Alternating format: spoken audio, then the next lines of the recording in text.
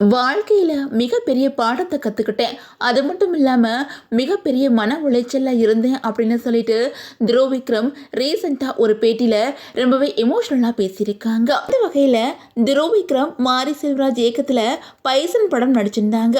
அதில் அவங்க கூட அனுபமா பரமேஸ்வரன் நடிச்சிருந்தாங்க. படமும் மெகா ஹிட்டாச்சு.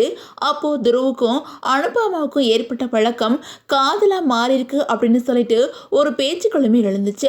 அவங்க ரெண்டு பேருமே ஒன்னா இருக்கிற சில போட்டோஸ்மே வெளியாச்சு. இந்த நிலையில அனுபமா தன்னோட காதலை பிரேக்கப் பண்ணிட்டேன் அப்படின்னு சொல்லிட்டோம். பிரேக்கப் ஆனதுக்கு என்ன காரணம் அப்படின்னு சொல்லிட்டோம் ஒரு பேட்டியில் ரொம்பவே எமோஷனலாக பேசியிருக்காங்க. அந்த பேட்டியில் என்ன சொல்லியிருக்காங்க அப்படின்னா, என்ன காதலிச்ச நபர் ஒரு நாள் அன்னியனாகவும் ஒரு நாள் ரெமோவாகவும் ஒரு நாள் அம்பியாகவும் இருப்பார். காதலிக்க தொடங்கின 3 மாதங்கள்லையே என்கேஜ்மெண்ட் பண்ண சொன்னாங்க. நான் நிறுத்திட்டேன். என்ன மொத்தமாக அந்த நபர் கட்டுப்படுத்த பார்த்தாரு. திடீர்னு அவரை பிரேக்கப் பண்ணிப்போம் அப்படின்னு சொல்லுவார். 2 நாட்கள் பேச மாட்டார். நான் அதை நினச்சி வருத்தத்தில் இருப்பேன்.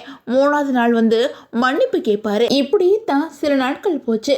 அந்த சமயத்தில் பிரச்சனை 2 பேரோட பெற்றோர்கிட்டையுமே போச்சு.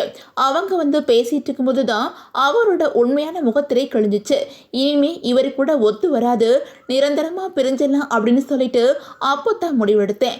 நான் அவர்கிட்ட என்னோட ஆரம்ப கால கஷ்டங்களை எல்லாம் சொல்லியிருந்தேன். ஒரு கட்டத்தில் அவர் அதை வச்சு பிளாக்மெயில் பண்ண ஆரம்பிச்சிட்டாரு அப்படின்னு சொல்லிட்டு ரொம்பவே எமோஷனலாக அந்த பேட்டியில் அனுபமா பேசியிருந்தாங்க. அந்த வகையில் அனுபமா குறிப்பிட்ட முன்னாள் காதலர் துருவ் விக்ரம் தான் அப்படின்னு சொல்லிட்டு எல்லாருமே சொன்னாங்க. இந்த நிலையில் இன்னைக்கு நடந்த ஒரு நிகழ்ச்சியில் அவர்கிட்ட உங்களை மாதிரி ஒரு நடிகருக்கு தொடர்ந்து வரும் விமர்சனங்கள், உங்கள் தனிப்பட்ட வாழ்க்கையில் நடக்கிற விஷயங்கள், உங்கள் பிரைவேசி பற்றி பேசப்படுறதெல்லாம் எப்படி எதிர்கொள்றீங்க அப்படின்னு கேட்டிருக்காங்க.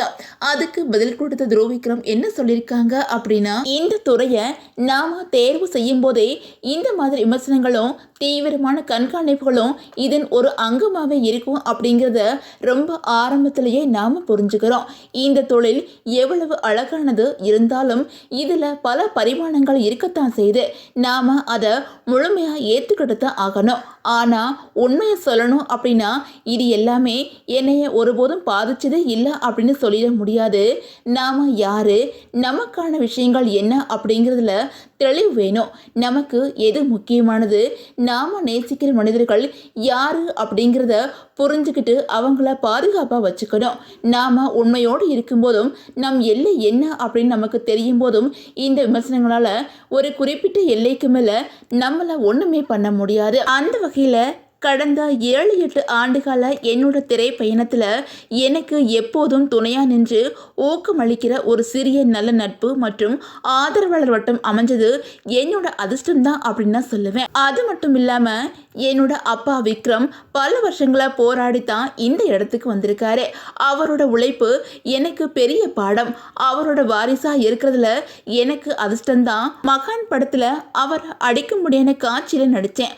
அப்படி நடித்து முடிச்சதுக்கு அப்புறம் ரொம்பவே மன உளைச்சலுக்கு ஆளானேன் அப்படின்னு சொல்லிட்டு அந்த பேட்டியில் துருவ் விக்ரம் ரொம்பவே எமோஷனலாக பேசியிருக்கிறாங்க.